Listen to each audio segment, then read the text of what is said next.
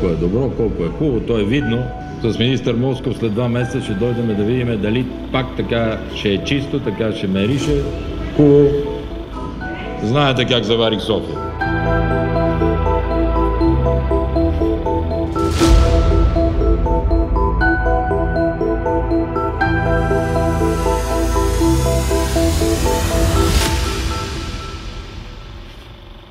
Няма мечки, вълци, лисици.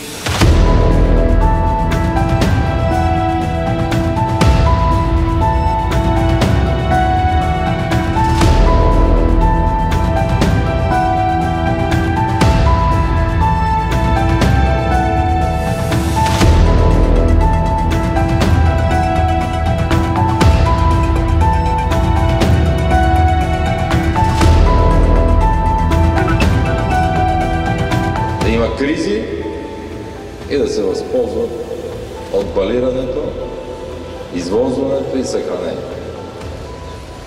Не бива да забравяме тези години, защото това са стотици милиони загуби за София град.